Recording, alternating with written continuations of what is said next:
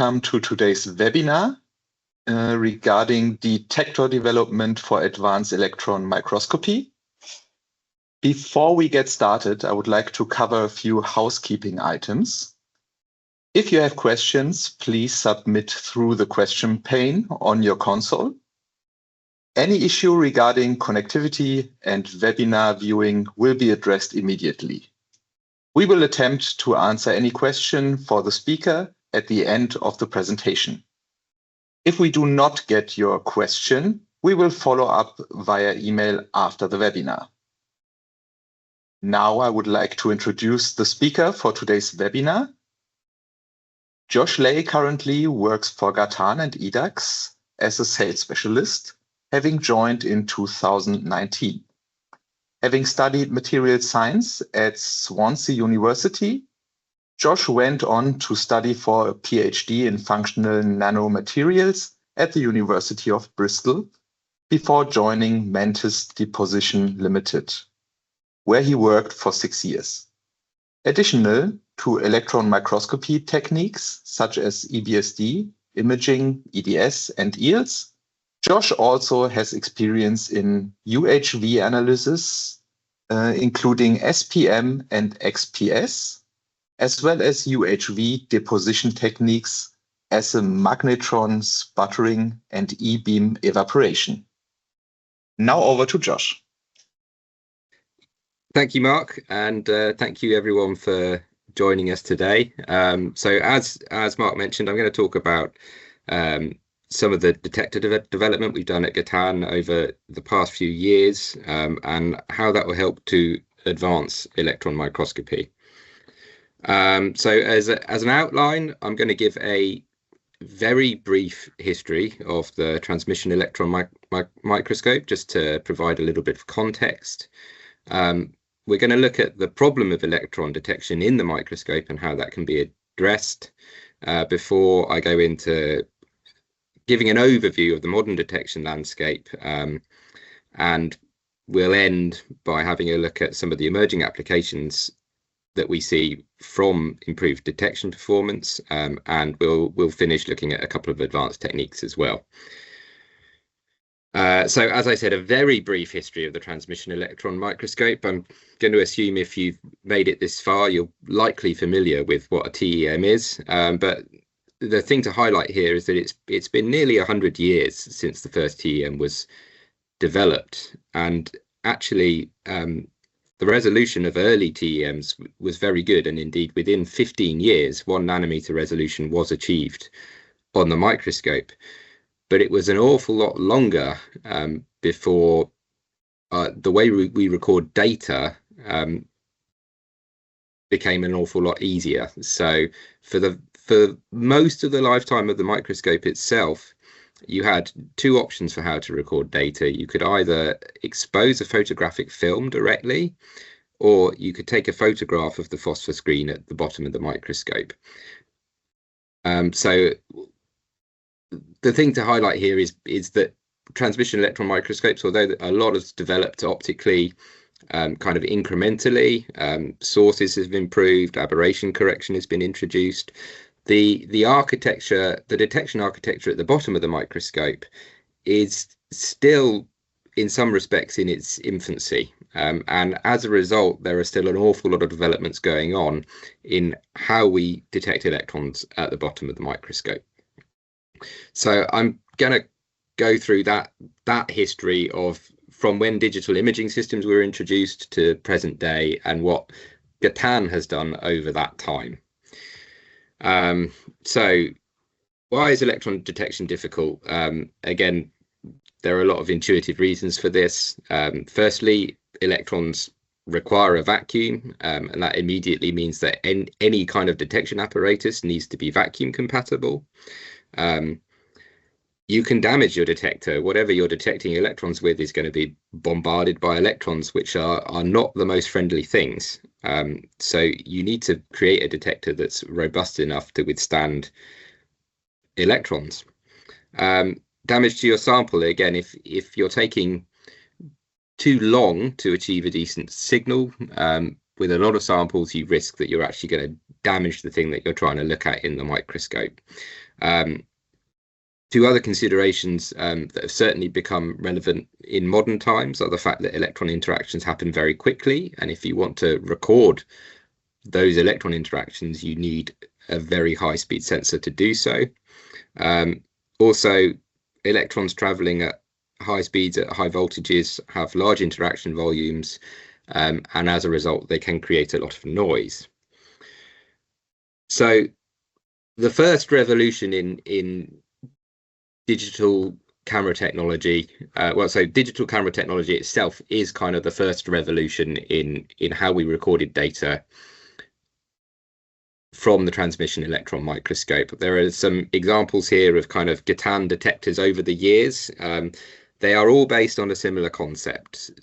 And that concept is that you have a scintillator, which converts your electron signal to light. You have some kind of optical coupling. Modern detectors use fiber optic coupling, but again, there have been lens-based coupling systems in the past. You detect that light either on a pixelated CMOS sensor or a pixelated CCD detector, and you then read out that signal electronically. One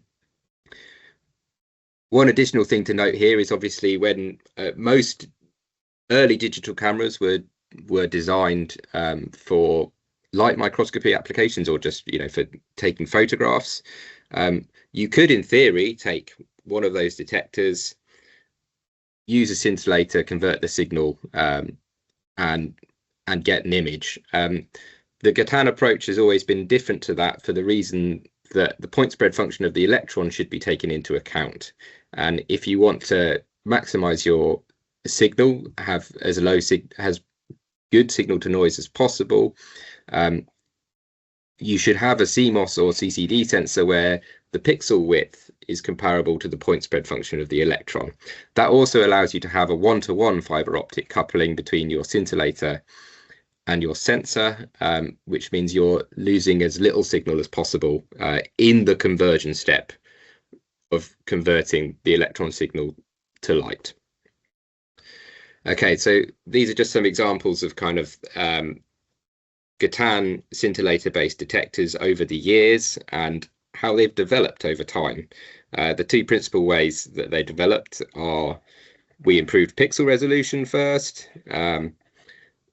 frame rate, and maximum frame rate. So this is frame rate at full resolution here in the middle. You can see early detectors were running at below 1 frame per second, which again, if you want to scan around a sample, that means there's going to be a certain amount of delay before you can actually see what area of your sample you're on. With modern detectors such as the Clearview, our latest scintillator-based detector launched in 2024, you have TV rate at full resolution, and that means you can just navigate around your sample and you can instantly see where you are and what's going on in your region of interest.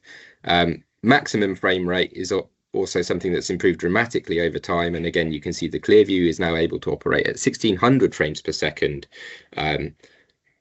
with a smaller pixel resolution.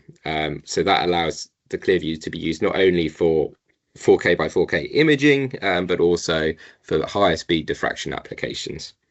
And on my next slide, I just have a couple of nice imaging examples obtained using the Clearview. So again, in different application areas, so we have life science on the left, 2D materials in the center, and some battery materials on the right. Again, compared to some of the early detection mechanisms, this is really impressive data. Okay, so with scintillator-based cameras, we solved the first two problems very nicely. Electrons requiring a vacuum. Using that packaged scintillator with optical coupling, it allows us to have our CMOS or CCD center outside of the vacuum itself. Damage to your detector is solved by the fact that the scintillator absorbs all the electron damage, and your actual readout architecture is protected. The next 3 points haven't actually been solved so well. If you have a beam sensitive sample, the fact that you have this light conversion step means you've got a lot of noise introduced in your data collection. So if you have a sample that damages quickly, you're not going to be able to see it very easily before the sample's degraded under the beam. Again, electron interactions happening quickly. When we're using a scintillator, we have no way of identifying individual electron interactions because we're looking at the light that's been created subsequently. And again, interaction volume and noise remains a problem if you're using a scintillator. So the second revolution that occurred, again, in fairly recent history, was the advent of direct detection. By direct detection, if we go back to our scintillator camera concept here, ideally, if we could, we would remove this conversion step entirely. And we would instead just have a CMOS sensor where the electrons hit the sensor directly, hence the term direct detection. The reason it's taken a very long time to do this is the problem of damage to your detection architecture. Not only do you need a detection architecture that is vacuum compatible, it needs to be robust enough that it can be hit repeatedly by electrons at high voltages and remain undamaged. So we get rid of this scintillator architecture, we just have a direct detector, and that means we've removed all of the noise associated with these first two steps. So in 2012, the second revolution happened with the launch of the K2 camera, which was the world's first commercially available electron counting direct detector. And there's a nice image here below of a zeolite sample that you can see, again, beam sensitive sample that we were able to image for the first time by the fact that we had a high speed detector with very low noise associated with it. On the right here are our modern versions, the K3 and the Stellar, which are two different types of detector, which I'm just going to go in a little aside about electron scatter, and then we'll talk about the difference between the two. So elastic scatter of electrons is a problem when you're detecting them directly. This is a simulation of a 300 kV electron hitting a silicon substrate, and you can see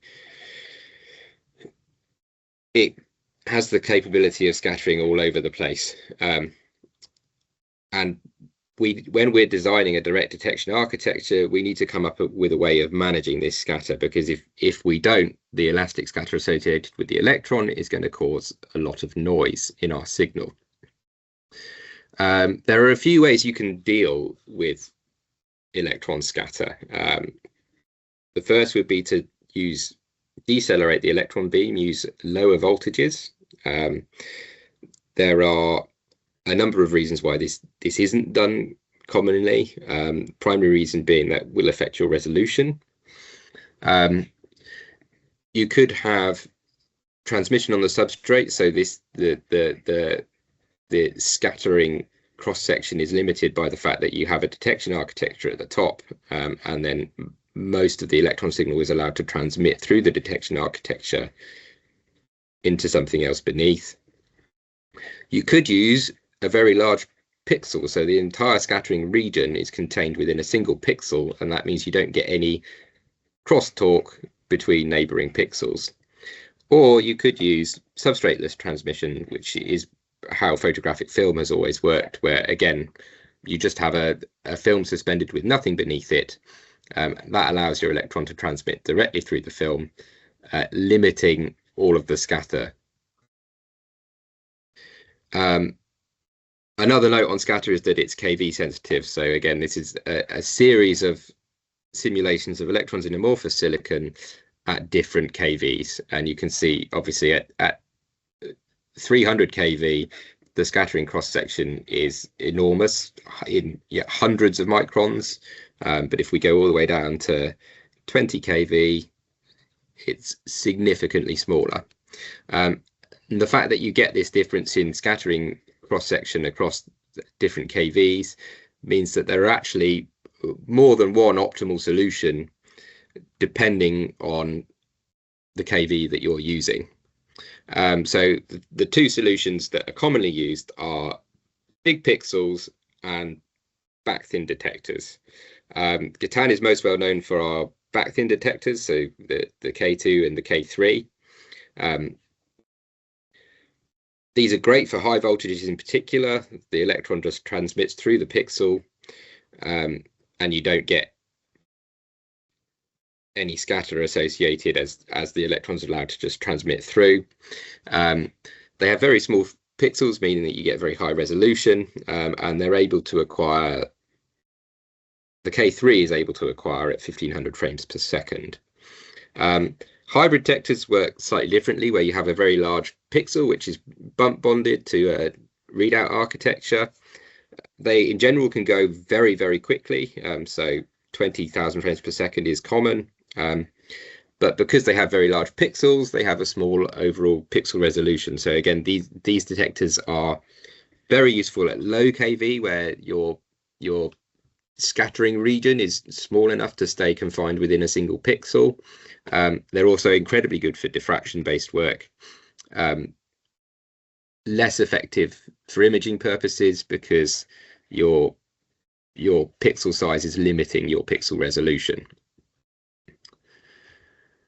Okay, I may show this video a couple of times, but this is a really nice application example taken from the K3, where we've sped up an 8-minute video of some copper dendrites growing. The total dose used over this 8-minute video is only 474 electrons per angstrom squared. As you can see in the top left corner here, you can see the electron dose in real time.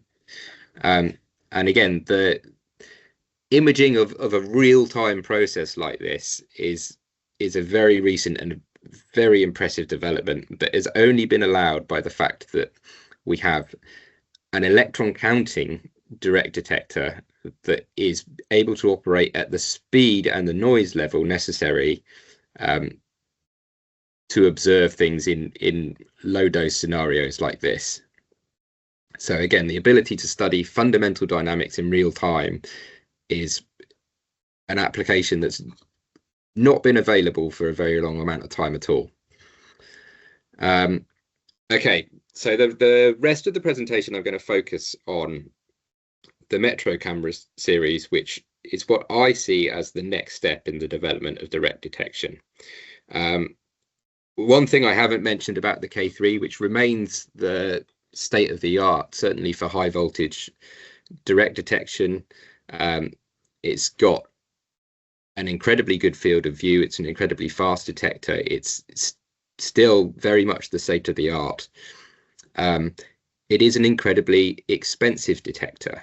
And as a result of the fact that it's incredibly expensive, it is used generally only on the highest end microscopes and for the highest end applications.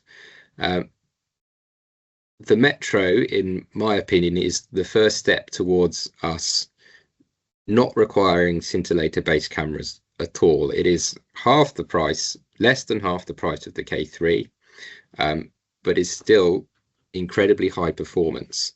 One thing we also deliberately did with the Metro was to give it a very low background signal. So I've mentioned electron counting a few times. This is a good example of how it works.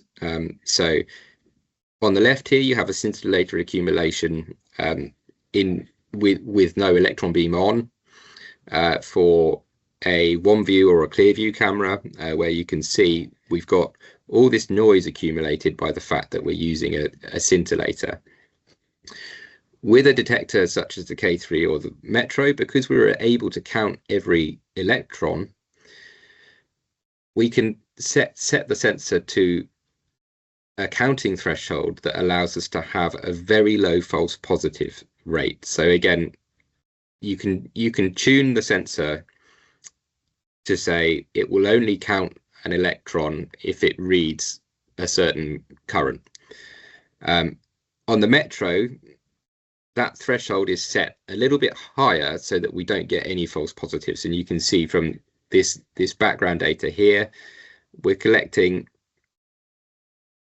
about 1,050 false positives per second from around 3.15 billion reads. So we get roughly one false positive in every 3 million pixel reads, which is very low. Having that very low noise background opens up the Metro to some very exciting applications.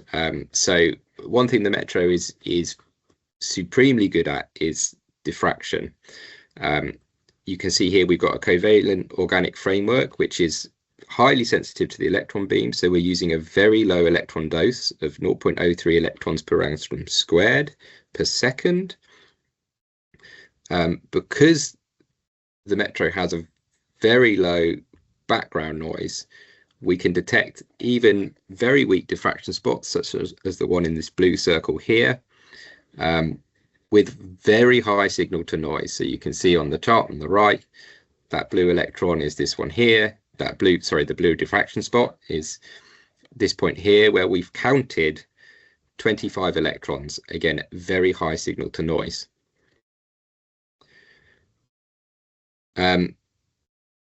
Another great thing about an electron counting direct detector, such as the Metro, is it allows very precise location of your diffraction spots. Because we're counting each electron interaction, we don't get any blurring, unlike scintillator-based cameras. We get very sharp diffraction images with very sharp diffraction spots.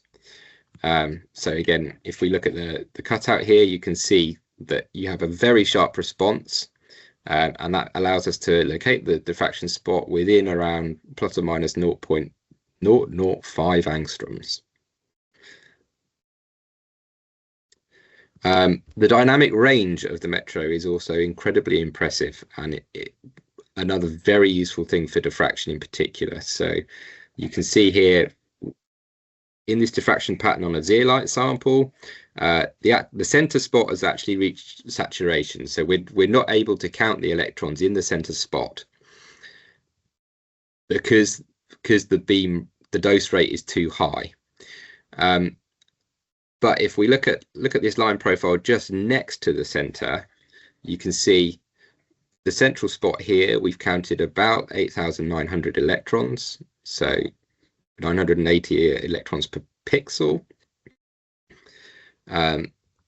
If we then look much further out in the diffraction pattern, so we're changing the scale on the chart on the right here on the left, you can see far out in the diffraction pattern, we've counted 24 electrons, still with very high signal to noise. So we've got all of that data included in a single acquisition, where we've got a 24 electron diffraction spot right at the extreme of this diffraction pattern. In the center, we've got 8,900. So multiple orders of magnitude in difference, both acquired with the same acquisition, both acquired with incredibly good signal to noise.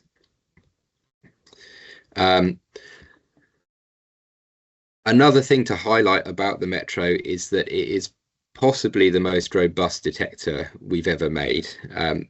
When the K2 detector was released, we were conservative, I would say, in how we wanted the detector to be treated in terms of the electron beam.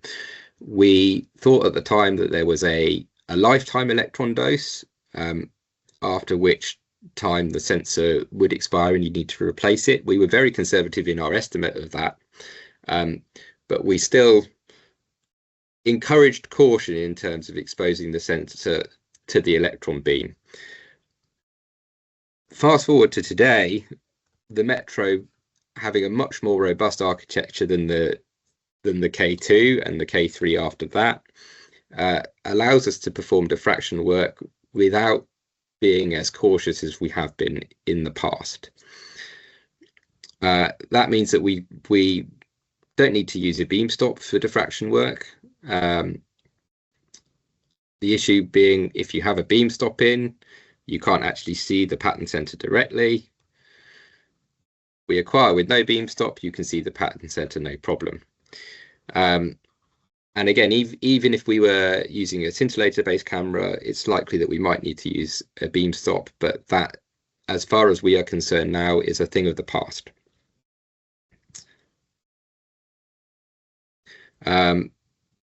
Another very fun thing that you can do with the Metro is real-time monitoring of beam-sensitive samples. So I have an example here where we have a metal organic framework where we've done a 10-second diffraction pattern with very minimal damage. We can then continue to expose the sample to the electron beam and watch how the diffraction spots are modified as the sample itself degrades. So you can see in these section of videos, diffraction spots disappearing as the cumulative dose on the sample increases. And these in situ diffraction videos, which are a standard feature of the Metro, again, they can monitor that process over time and acquire it all in a single data set. Another area that the Metro specifically has been designed to facilitate is the use of 4D STEM. So Gatan offers a package called STEMX, which will allow you to acquire 4D STEM data sets. Again, for anybody not familiar with 4D STEM, this is a concept where you have a STEM probe, and rather than just acquiring an image every as your STEM probe is routed across your sample, every point position of the probe, we're actually acquiring a diffraction pattern like the one that you can see in the bottom left corner here. There's a nice data set example here of we've got a 512 by 512 scan collected with the Metro in 9 minutes and processed via Python and digital micrograph in 5 minutes. So it's a single data set that contains over 260,000 diffraction patterns. And then again, if you've got diffraction patterns acquired at each step, you can get some interesting qualitative and quantitative data about your sample. So the Metro can capture 512 by 512 pixel patterns at up to 492 frames per second, which again, compared to a hybrid pixel detector, remains slow. But one thing a hybrid pixel detector can't do well, as I mentioned before, is also image your sample nicely. What you get with the Metro is the ability to do both to a very high standard. So you can get a really high quality image of your sample. You can then switch to 4D STEM mode, which again in digital micrograph is literally just clicking a button. And you can acquire a 4D STEM data set using the same camera on the same sample. A final note just to say, yeah, the Metro also acquires excellent TEM images and videos, particularly for in situ work. By in situ, I mean anything where we're looking at real-time interactions or real-time changes in your sample. All of this sort of data can be acquired using the Metro and digital micrograph.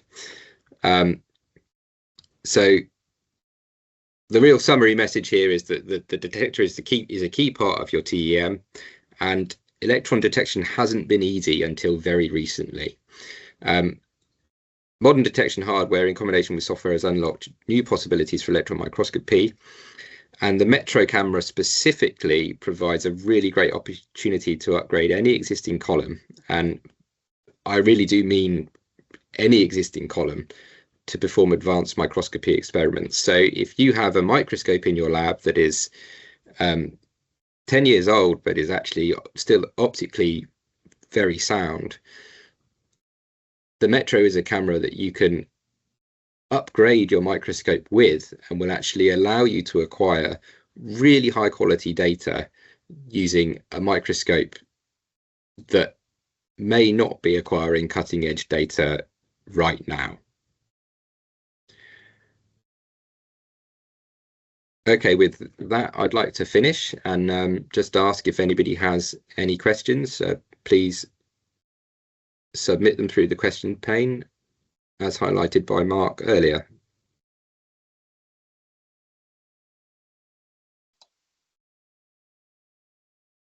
Thank you, Josh, and thank all the attendees to have joined us. And we are looking forward to host you also in our next session. See you then.